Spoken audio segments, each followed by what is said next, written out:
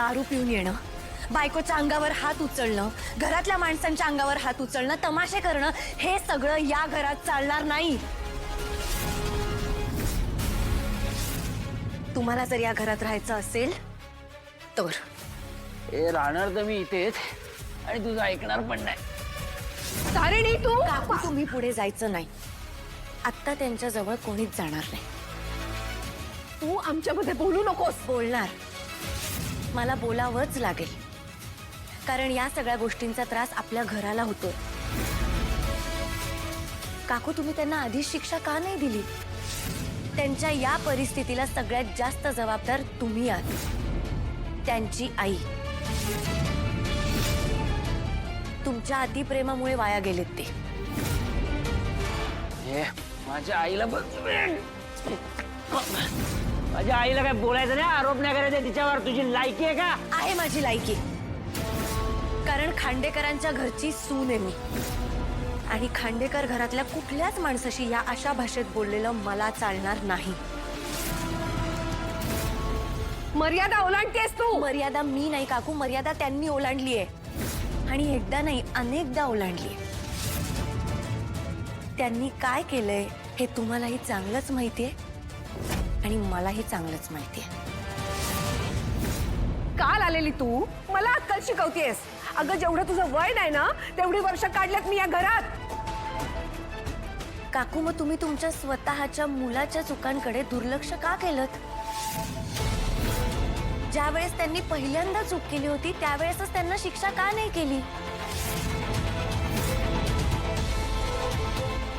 आईने मुलाचे लाड करावेत, पण ते इतकेही करू नये की त्या मुलाला कशाचंच भान राहणार नाही, ना कशाचा धाक राहील.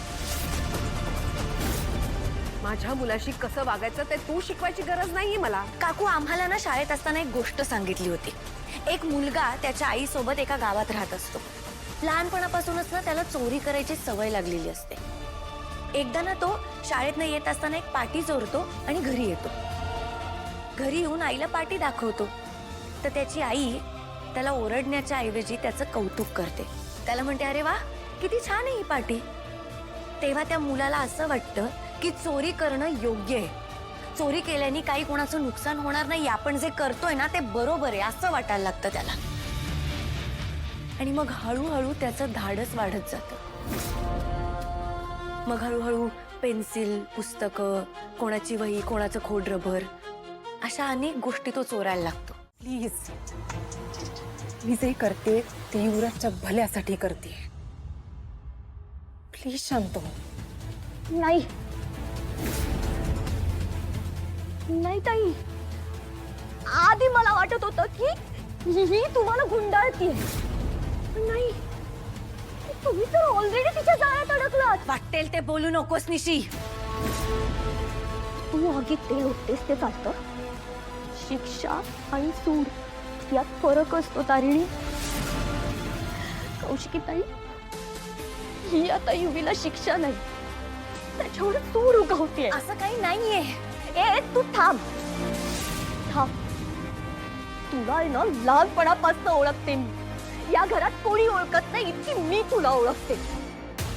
लहानपणापासून तुझा खूप त्रास सहन केलाय, पण आता तोच त्रास माझा युवी सहन करणार नाही. तो रात्रभर घराबाहेर राहणार नाही. कॉफी तयार आहे तुमची ताई. थँक्यू. खायला करू काहीतरी पटकन? नाही नको, कालपासून कोणीच काहीच खाल्लं नाही. थोडंसं खाऊन घ्या, नाहीतर ऍसिडिटी होईल तुम्हाला. No, I am okay, thank you. हे सरबत कोणासाठी? युवराज भाऊजींसाठी बनवते. डोकं धरलं असेल ना त्यांचं, म्हणून. अशा का बघताय? तू युवराजला माफ केलेस? मी त्यांना माफ करणारी कोण आहे?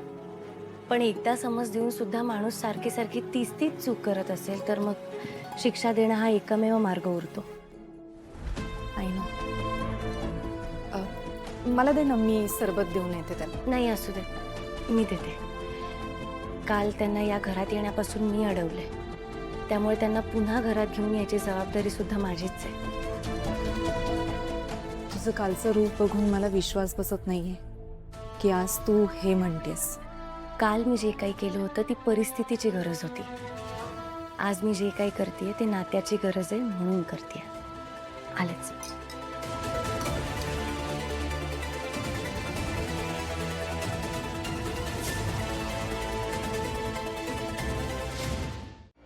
तो काय वागत होता त्याचं त्याला सुधरत नव्हतं. पण अशा अवस्थेत निशी त्याला कुठे घेऊन गेली असेल? घरी पण निशी त्याला दुसरीकडे कुठे घेऊन जाऊही शकत नाही. तू सुमियाजींना फोन करून एकदा विचार ना. नाही नको, कारण ते जर तिकडे गेले नसतील तर मग तिला उगाच काळजी वाटत राहील. नमा,